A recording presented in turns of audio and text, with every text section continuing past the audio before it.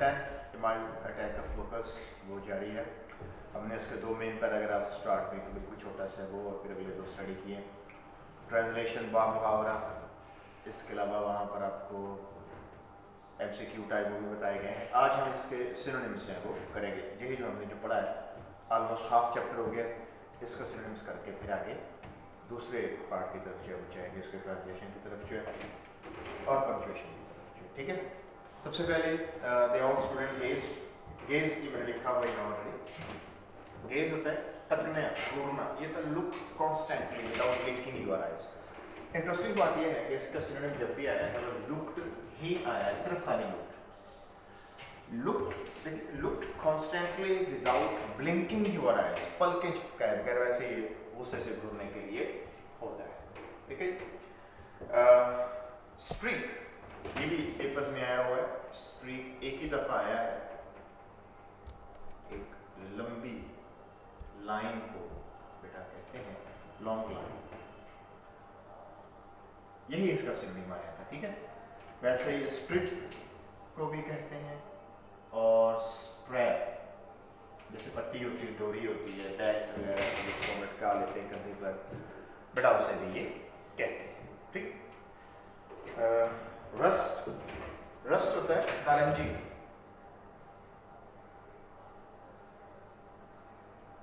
नारंगी ना,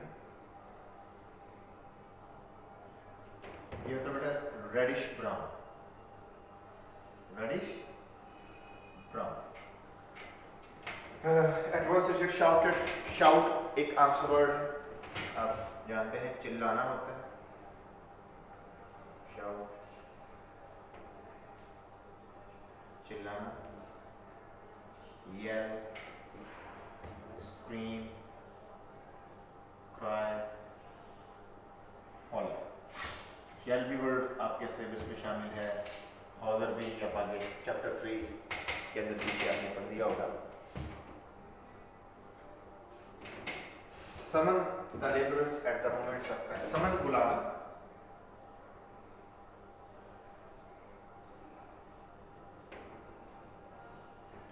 कॉल या फिर सेंड फॉर। बच्चों याद रखिएगा खाली सेंड है, सेंड का मतलब भेजना, लेकिन अगर आप सेंड के साथ फॉर की प्रेपोजिशन ऐड कर देंगे तो फिर इसका मतलब होता है बुलवाना या बुलाना। चैप्टर 8 में भी हमने इसको डिस्कस किया है। Eight the moments of crisis, crisis हंगामी सूरत हाल को कहते हैं।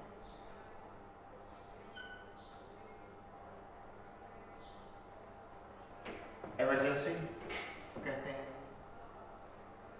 इंपॉर्टेंट वर्ड है, रिपीट होता रहता है।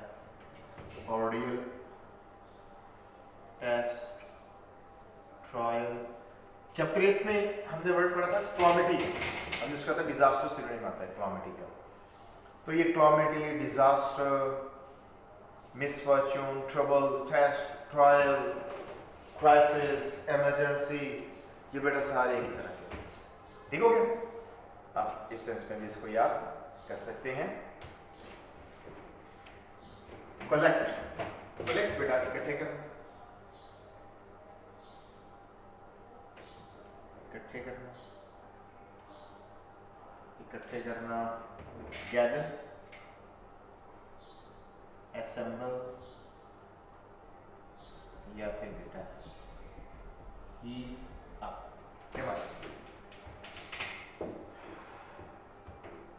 ट्रैवल, ट्रैवल बेटा शोर को कहते हैं, शोर, नॉइस। दिन, DIN दिन शोर को कहते हैं। एक DEN डेन, वो शेर की कछार, जहाँ शेर रहता है, छोटा सा गार्ड टाइप जो है या पत्थरों की शेल्टर जिसके अंदर वो रहता है। तो DEN डेन बेटा कछार, और DIN ये शोर को कहते हैं, या अप रोअर या टेंकल या जिंगल, ये सारे इसके सिनोनिम। गॉन्ग, गॉन्ग जस्ट एक दफा आया पेपर्स में और इसका एक ही सिनोनिम आया, वो है metallic disc.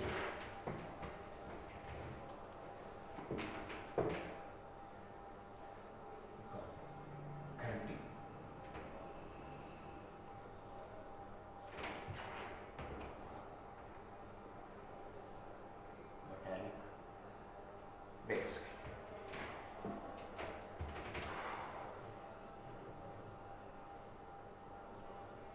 pouring out of the compound, pour। लफ्ज़ी तर्जुमा pour को होता है बेटा उंडेलना, ये लिक्विड के लिए होता है, ये हमने आपको बताया था, लेकिन यहाँ पर ये लेबरर्स के लिए, काउंटेबल चीज़ों के लिए। इसका मतलब है ऐसे आना कि दरमियान में गैप ना हो, बिल्कुल जैसे छुट्टी वक्त बच्चे निकलते हैं स्कूल से या कॉलेज से, फ्लो की शक्ल के अंदर जो है, तो ये वो है compose, pouring out of the compound। हम इसे कहते हैं उमट उमट के आना, कैसे? फ्लो की शक्ल में, रश की शक्ल के अंदर जो है। पॉइंटिंग, इशारा करना,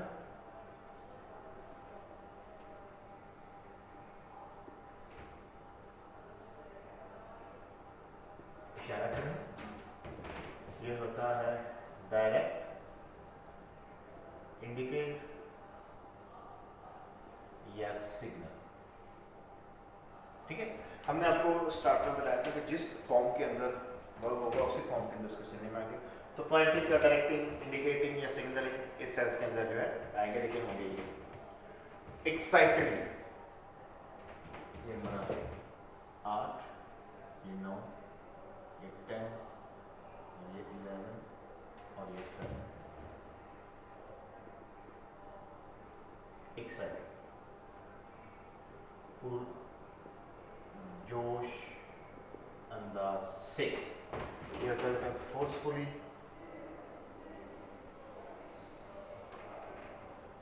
vehemently,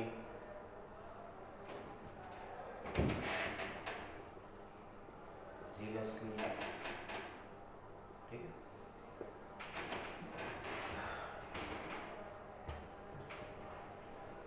piles,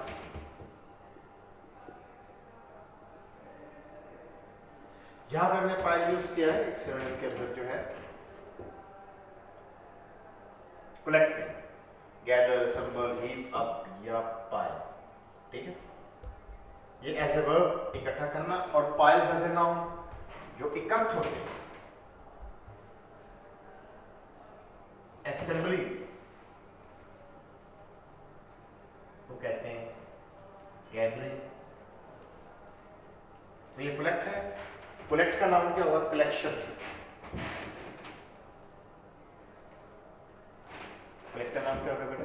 कलेक्शन। देख लें बेटा कितनी डीपली जो है हम यहाँ पर इसको लिख कर तो प्रैक्टिस करने का एक ही मकसद है, वो ये है कि that you should have a mastery over synonyms. In the end, when the days and era of examination, students are extremely perplexed on the use of synonyms. वो यही वजह होती है कि प्रीवियसली उन्होंने की इतनी अच्छी प्रैक्टिस जो है वो नहीं की, तो इतनी अच्छी आपकी प्रैक्टिस होगी। और याद रखिएगा जो बेसिक थिंग जो है वो ये है कि must at least know the basic Urdu meaning and the basic sense of that word. That would certainly help you to pick the right synonym. ठीक है?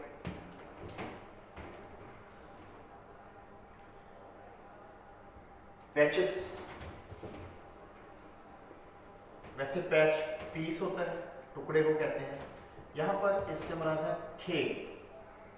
पैच बेटा खेल को भी कहते हैं, फॉर्मलैंड, फॉर्म्स। ठीक है, चैप्टर 2 में ये बहुत दफा पढ़ा होगा आपने वर्ड पैचेस। पैचेस जो है मिलेज मकई को कहते हैं,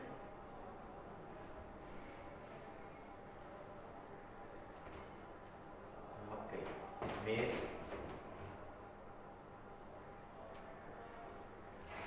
फिल, सॉरी 16 है,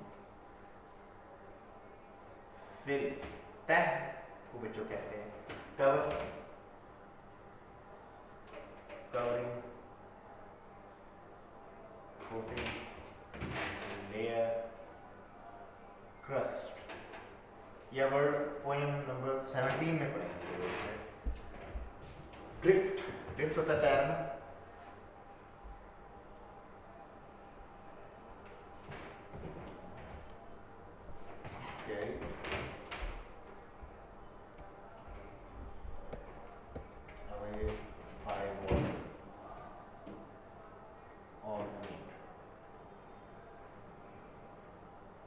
कोई भी चीज बेटा जिसको पानी या हवा अपने साथ बहा कर लीजिए उसको ड्रिफ्ट या फ्लोट। सिनोनिम्स का क्या होगा? फ्लोट की उसको पूरी डेफिनेशन। ठीक है, यहाँ स्विम वाला तैरना नहीं है, स्विम में और ड्रिफ्ट में फर्क होता है। स्विम एफर्ट से होता है, उसमें आपकी मेहनत जो है वो होती है, फ्लोट के अंदर एफर्ट नहीं होती, जस्ट पानी उसको जो है वो अपने साथ या हवा उसको अपने साथ लेकर जाती है। जैसे क्लाउड्स है, क्लाउड्स के लिए ऑलरेडी या ड्रिफ्ट होगा या फ्लोट होगा, इसके अलावा नहीं। एक्विट,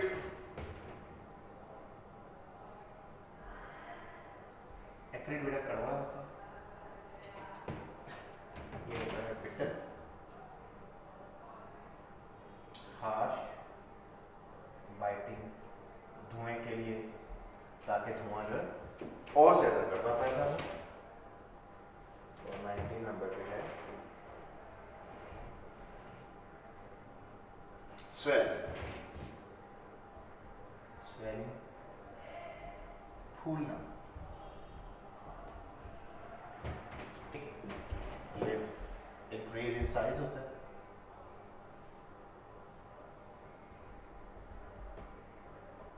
हमने सोलन के स्विमिंग किए थे, हमने वहां पर किया था, पफ किया था, और ब्लोट भी हो सकता है इसका, पफ भी हो सकता है, ठीक है।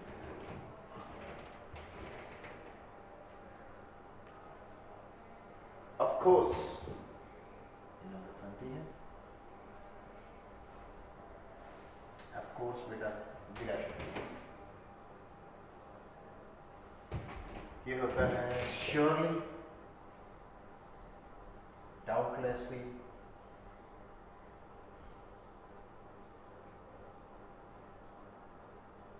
certainly, ठीक है, ये हम इनको रेस कर देते हैं।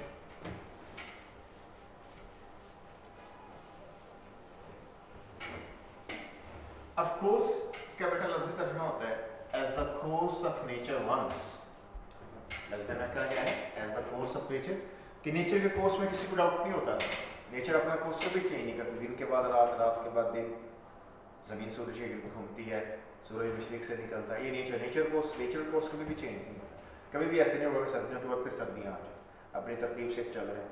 तो जब हम ये कहते हैं ना ऑफ कोर्स, तो हम दरअसल में ये कहना चाहते हैं, जो हमारे सामीन होते हैं, जो हमारा लिसनर है, actually we want to ask him if he has any doubt in the natural process, in the natural running. Certainly there is no doubt. So similarly, you shouldn't have any doubt about my promise about the words I am saying. तो हम ये कहना चाहते हैं कि जो words मैं कहना चाह रहा हूँ इस पर भी तुम्हें बिल्कुल ऐसे यकीन होना चाहिए जैसे नेचुरल कोर्स के ऊपर यकीन है।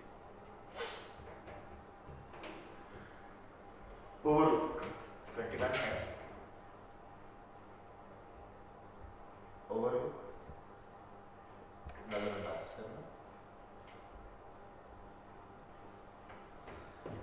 ये होता है नेग्लेक्ट, पास, स्पेयर, हर के साथ ये थी कि उसको छोड़ दें। फिर अच्छे कहते हैं, अच्छा जो जायज,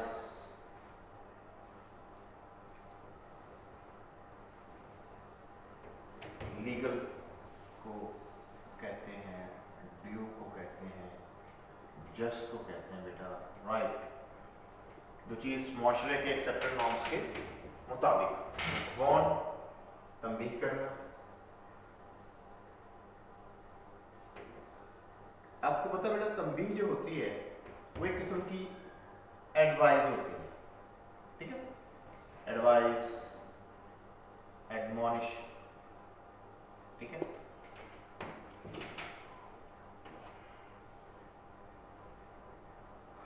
वेरिएट्स,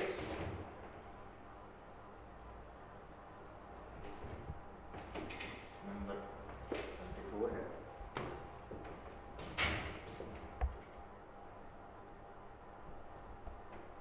लातादाद, अनगिनत को कहते हैं,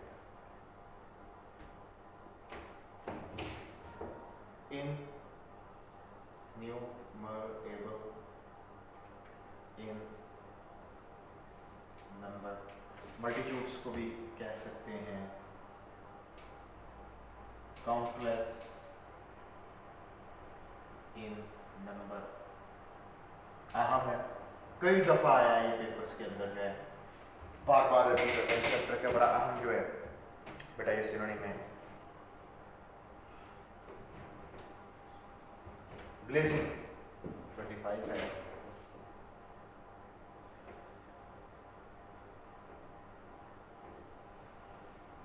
जलना, दहकना, बर्न,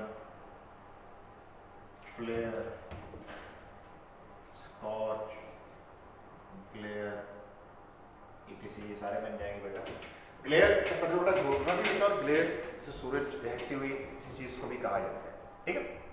एक वर्ड फ्यूमिंग, फ्यूमिंग होता है भाप निकलने, इसमें से भाप निकल रही है, वेपर्स टाइप जिसमें से बुलंद हो रहे हैं, उसके लिए बेटा होता है डिस्टॉर्टेड 26 है।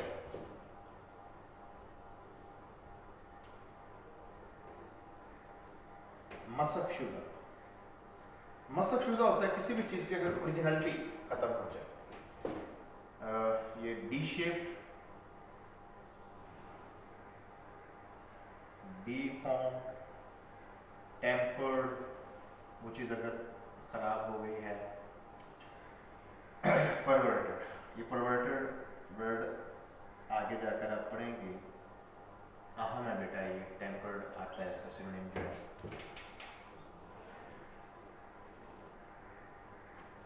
ऑप्रेसिव,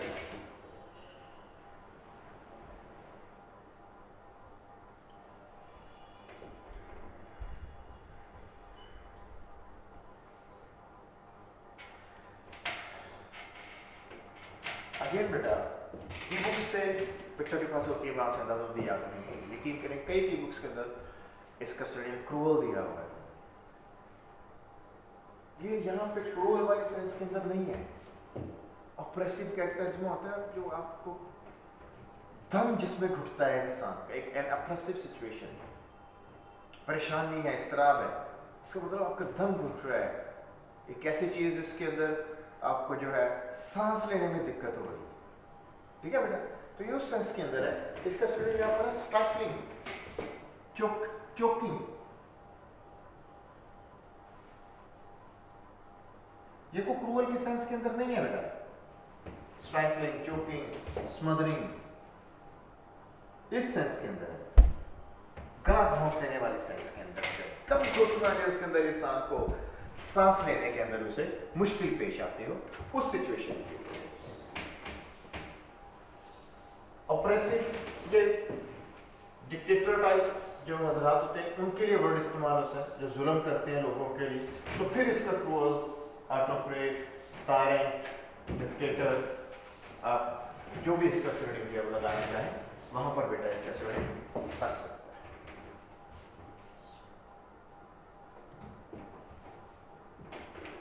स्वॉम्प, स्वॉम्प बेटा लश्कर को कहते हैं।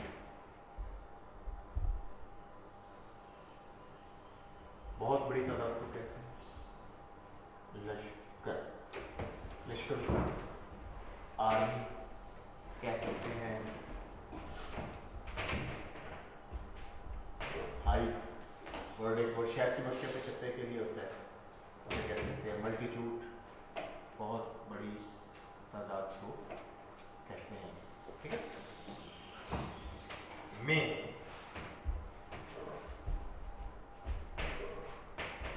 मेन होता है बड़ा, असल बेटा। ये इसका मतलब रेयर नहीं बनेगा, बड़े बड़े के सेंस के अंदर मेजर, प्रिंसिपल, जनरल, क्या बनाते हैं यहाँ पर, मेजर, जनरल, प्रिंसिपल, ये बेटा इसका, ठीक है। मेन यहाँ पर ये कोई रियल की सेंस नहीं दे रहा, रियल वो सच वाला नहीं, मेजर, प्रिंसिपल, जैसे आप कहते हैं ये हमारे इदारे का प्रिंसिपल है, ये हमारे वो एक बड़ा जो उसका कलीदी जो होता है बेटा, उसे वो कहा जाता है, ठीक। ये हमारे सिनोनिम्स हैं, वो कंप्लीट हो गया बेटा। तो अगला पैरा हम स्टार्ट करते हैं ऐसे। Margaret was wondering what she could do to help. Wonder, W-O-N-D-E-R, wonder बेटा इसमें एक W-O-N-D-E-R और एक W-A-N-D-E-R, ये हैरान और ये वेंडर अब अलग करना, W-A वाला। वंडर सोचना भी होता है, ऐसी सोच जिसमें थोड़ी सी हैरत हो, हैरत का जिसके अंदर है, उसके लिए फिर वंडर क्या वर्ड जो आता है, हैरानी से सोचना जो। Margaret was wondering what she could do to help. अच्छा, मार्गरेट ये हैरानी से सोच रही थी कि वो कैसे मदद करे। शी डिड नॉट नो, उसे नहीं पता था। असल में मार्गरेट जो है वो यहाँ पर अभी अभी आई है, ये साउथ अफ्रीका की है, तो उसने ऐसा ऐसी कोई चीज़ नहीं देखी हुई, उसका तो ये फर्स्ट एक्सपीरियंस है। असल में जब ये इनकी फैमिली जो है, डोरिस लेसिंग की फैमिली जो इसकी ऑथर है, वो जब मूव की उन्होंने ईरान से, जैसे हमने स्टार्ट में बताया कि इसकी पैदाइश ईरान की है, वैसे ये ब्रिटिश है। उसके बाद जब ये जिम्बाब्वे और इन्होंने फार्मिंग प्रोफेशन, क्योंकि उन दिनों में जो है ये बहुत ज़्यादा फार्मिंग प्रोफेशन जो है इसको प्रॉफिटेबल और प्रॉफिट गिविंग तस्वुर किया जाता था, तो वहाँ पर इनको इसकी नेचुरल कॉमेडीज का इतना वो नहीं था, तजर्बा नहीं था वहाँ पर जो है। तो डोरिस लेसिंग ने खुद अपनी आंखों से इसको वहाँ पर अटैक करते हुए देखा है। तो ऑलमोस्ट ये ऑटोबायोग्राफिकल है, लेकिन वो इसके लिए मार्गरेट जो डोरिस लेसिंग है वो कैरेक्टर मार्गरेट का बयान करे कि मार्गरेट तो नहीं जानती थी कि वो बेटा वो कैसे मदद करे इस मामले में। शी डिड नॉट नो, उसे तो नहीं पता था। Then up came old Stephen from the lands. फिर जमीनों से बड़ा स्टीफन जो है वो ऊपर आया। We are finished, Margaret finished. वो बता रहा है इसको मार्गरेट को, वो कह रहा है मार्गरेट हम बर्बाद हो गए, हम खत्म। किसान की इन्वेस्टमेंट का जो मेजर पार्ट होता है बेटा, वो बिजाई के वक्त जो है वो सर्फ हो जाता है। वो जो बीज लेकर आता है, जो जमीन तैयार करता है, उसके अंदर वो बो देता है, उसके बाद तो जस्ट एक स्प्रे करना होता है उसमें, या पानी लगाना होता है बस। तो उनकी मेजर इन्वेस्टमेंट जो है वो बर्बाद हो गई। बीज डल चुका है, वो फूट रहा है, मकई की कॉपलें फूट रही, और लोकस का अटैक हो गया और उन्होंने उनकी वो फसलें जो बर्बाद कर दी। Those beggars can eat every leaf and blade of the corn in half an hour. Beggars वैसे कहते हैं भिखारी। यहाँ पर ये भिखारी के सेंस के अंदर नहीं है, हम यह कहते हैं कि भूखी टिड्डियाँ हमारे रकबे के हर पत्ते और पत्ती को आधे घंटे में चट कर जाए। अंदाजा लगाए 50 मील का रकबा है, ओके फसल उसके ऊपर इतनी ज़्यादा डेवलप नहीं हुई अभी, लेकिन फिर भी उनको खत्म करने के लिए कितना वक्त लगेगा, सिर्फ आधा घंटा। जो ग्रास है, ग्रास बेटा अनकाउंटेबल ग्रास, इसका जो काउंटेबल मेजर है वो या लीफ है या ब्लेड, ठीक है। हर जो अनकाउंटेबल चीज होती है उसका कोई ना कोई काउंटेबल यार मेजर करने का पैमाना तो है। कपड़ा है, क्लॉथ है, उसके लिए मीटर्स होते हैं या उसके लिए यार्ड्स होते हैं, ठीक है। एनर्जी है, करंट है, पावर है, आपने किसी का एम्पेयर रखा हुआ है काउंटेबल में, किसी का जाउल है, इस तरह किलो जाउल भी यूज करते हैं। डिस्टेंस है, डिस्टेंस के लिए किलोमीटर्स, मीटर्स, ठीक है, माइल्स। तो हर चीज का काउंटेबल मेजर होता है, ठीक हो गया। तो ग्रास के लिए क्या है बेटा, लीफ या ब्लेड, ये इसके काउंटेबल मेजर है, ठीक हो गया। तो वो कहता है आधे घंटे में चट कर देंगे, and it's only early afternoon, और अभी तो सिर्फ दोपहर का आगाज है, ये भी दोपहर को शाम तक पड़ी है। And if we can make enough smoke and make enough noise till the sun goes down, और अगर हम गरूब आफ्ताब तक और शोर करें और धुआं पैदा करें, they'll settle somewhere else perhaps, तो ये हो सकता है किसी और जगह तैयार कर जाए। यानी हमने बताया था आपको बेटा बस the difference between settle and stay. Settle मुस्तकिल कयाम होता है, स्टे आर्जी कयाम। तो हो सकता है कि किसी और जगह ठिकाना कर लें, and then catch the kettle going, और तब केतली को चूल्हे पर चढ़ाए। Get the kettle going, get going, keep going, एक काम को करते हैं, यानी कैटल केतली को कहते हैं। अब यहाँ एक सवाल पैदा होता है, ये गेट द कैटल गोइंग यहाँ से कहाँ से आ गया? असल में जो ओरिजिनल लेसन है वो काफ़ी लेंथी है, इन्होंने यहाँ पर इसको काफ़ी काट छांट कर बयान किया है।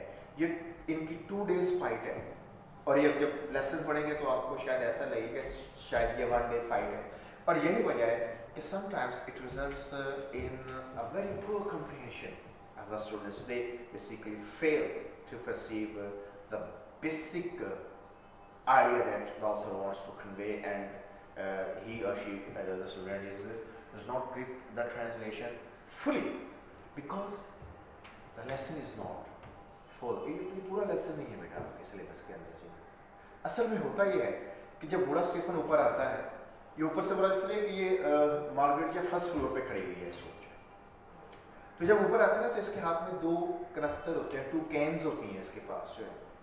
तो ये एक जब ये जाते हैं, जब ये लोकस से फाइट करनी होती है मजदूरों को, जब ये इंस्ट्रक्शंस देते हैं कि आपने जाकर ऐसे ऐसे फाइट करनी भी, आप शोर करोगे और आप धुआं पैदा करोगे, तो साथ में स्टीफन मार्गरेट को कह के जाता है कि आप चाय बनाओ। ये इसके लिए इंस्ट्रक्शन, और ये बड़ी सी केटल के अंदर चाय बना चुकी है। तो जब ये 2 कैन्स कैमरा ऊपर आता है तो एक कैन को ये पानी से भर लेता है, बाहर जो मजदूर जो है फाइट कर रहे हैं तो वो उनको जाकर देगा, और दूसरी के अंदर बेटा वो चाय भर। जब वो चाय भर लेता है तो उसके बाद वो मार्गरेट को कहता है गेट द केटल गोइंग, कैतली को चूल्हे पर चढ़ाए रखो। अब वो मुख्तलिफ की बुक्स में अजीब मुख्तलिफ तर्जमा किया, और इस तरह दार रोटी का सिलसिला चलता रहेगा, ये मतलब सारा बहुत सारा गलत है, सिंपल है।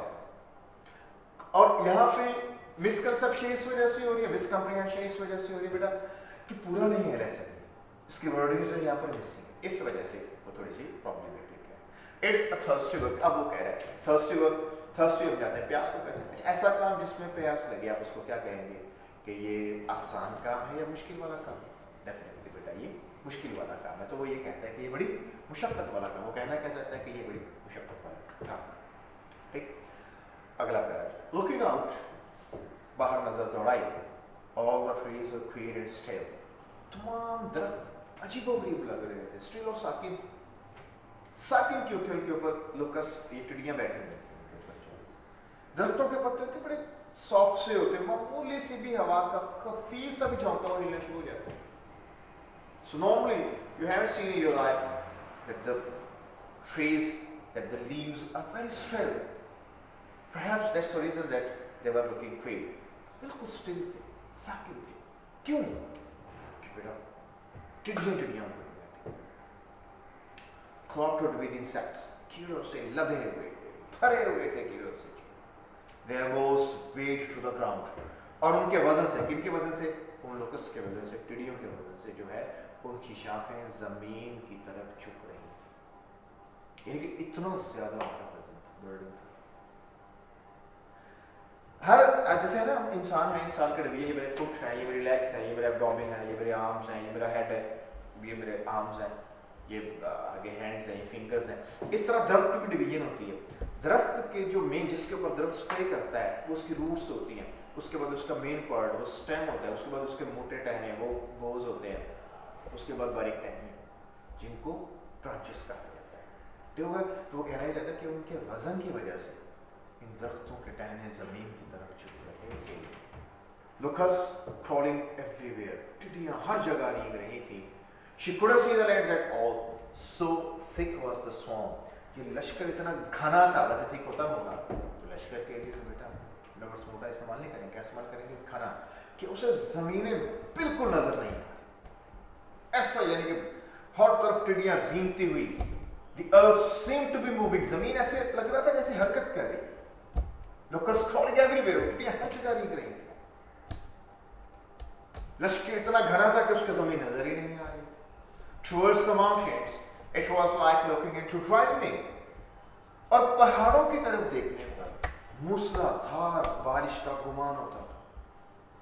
यानी यूं लग रहा था पहाड़ों की तरफ जब देखते ना, टिड्डियां इतनी तादाद में आ रही थी, यूं लग रहा था कि बेटा जैसे मूसलाधार बारिश। इस तरह का कुछ सीन बन गया था वहां पर जो है। आगे वो कहता है Even as she watched, हत्ता कि जहां तक उसकी नजर गई, the sun was blotted out with a fresh rush of them. Fresh ताजा, और रश कहते हैं अटैक, हमला, उनके ताजा हमला। या बेटा जलगार की वजह से सूरज भी आड़ में आ गया था। सूरज उनके पीछे छुप गया था। किसके पीछे बेटा? टिड्डियों के पीछे गया, वो छुप गया था। It was a half night, ये आधी रात का मंजर था। A perverted blackness, एक मसक शुदा तारीकी, distorted, मसक शुदा, ये हमने सुरन देखा इसका perverted, ये आपके लेसन्स में से।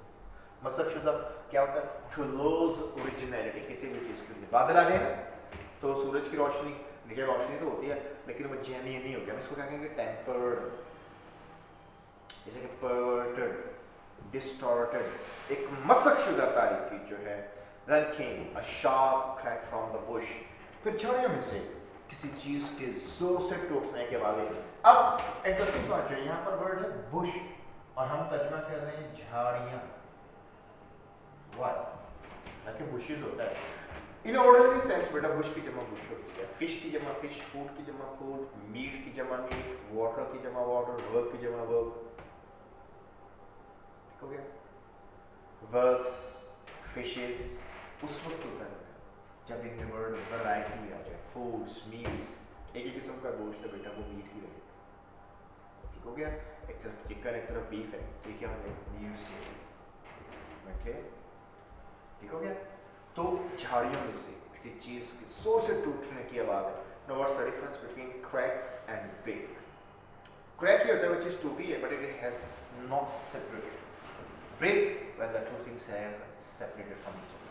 जब ब्रेक होता है वो टूट कर लेता हो, क्रैक दरार पड़ता। ठीक हो गया? ए ब्रांच हैड स्नैप ऑफ, एक शाख टूट कर लेता। व्हेन एन अदर, फिर बेटा दूसरी शाख टूटी।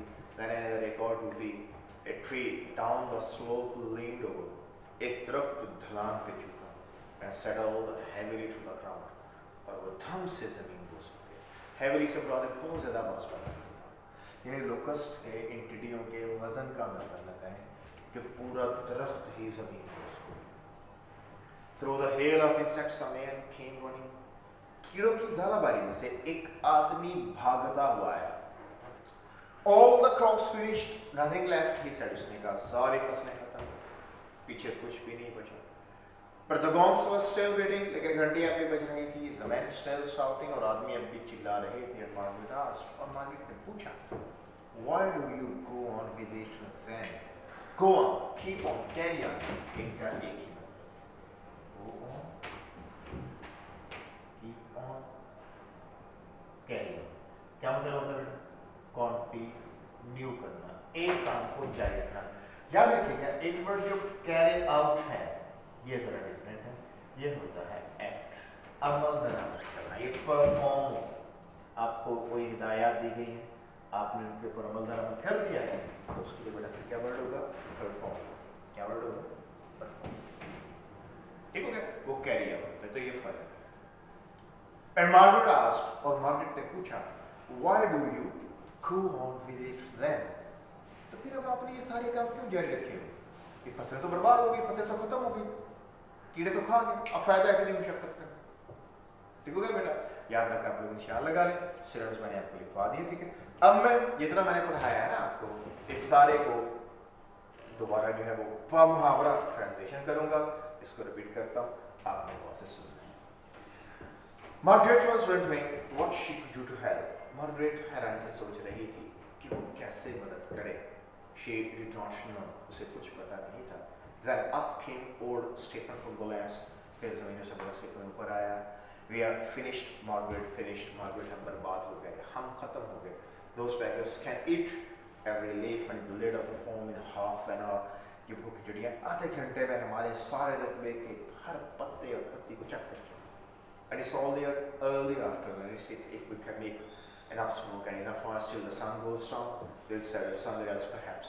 और अगर हम गुरूब आफ्ता का और शोर पैदा करें और धुआं पैदा करें तो हो सकता है ये किसी और जगह ठिकाना करें। And then get the kettle going. और हाँ, तब केतली को चूल्हे पर चढ़ाए रखो। It's a thirsty work, मुशक्कत वाला काम है। Looking out, all the trees were clear and straight. बाहर देखने पर तमाम दरख्त अजीबो-गरीब और साकिन लग रहे थे। Cluttered with insects, वो कीड़ों से भरे हुए थे। There was a weight to the ground, और उनके वजन की वजह से उनके टहने जमीन की तरफ झुक रहे थे। The earth seemed to be moving, जमीन हरकत करती हुई लग रही थी। Locusts crawling everywhere, हर जगह ये टिड्डियां रेंग रही थी। She could not see the lands at all, so thick was the swarm, ये लश्कर इतना घना था कि बेटा उसे जमीनें बिल्कुल भी नजर नहीं आ रही थी। Towards the mountains was like looking into driving rain, और पहाड़ों पर देखने पर, पहाड़ों की तरफ देखने पर मूसलाधार बारिश का गुमान होता था। Even as she watched, the sun was blotted out with the fresh motion of them, हत्ता कि जहाँ तक उसकी नजर के सूरज भी उनकी ताजा जलवार से गहना गया था। या सूरज भी उनकी ताज़ा हमले की वजह से आड़ में आ गया था। It was a half night, आधी रात का मंजर था। ए परवर्टेड ब्लैकनेस, एक मसकशुदा तारीकी। कैसे तारीकी थी बेटा? मसकशुदा। Then came sharp cry from the bush, फिर झाड़ियों में से एक चीज़ के जोर से टूटने की आवाज़ आई। ए ब्रांच हैड स्नैप्ड ऑफ, एक शाख टूट कर अलहदा हो गई। देन अनदर, फिर दूसरी शाख टूटी।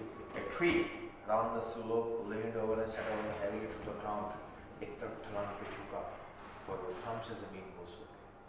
Through the hail of insects a man came running, कीड़ों की ज़ालाबारी में से एक आदमी भागता हुआ आया। All the crops finished, nothing left, he said, उसने कहा सारी फसलें बची, पीछे कुछ भी नहीं बचा। But the gongs were staring at him.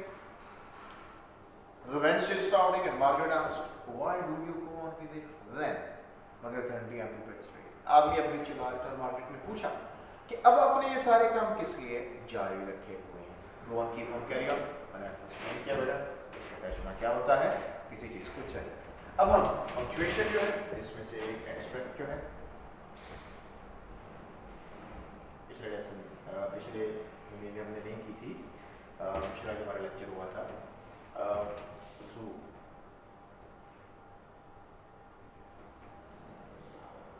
the hail of insects, a man came running. All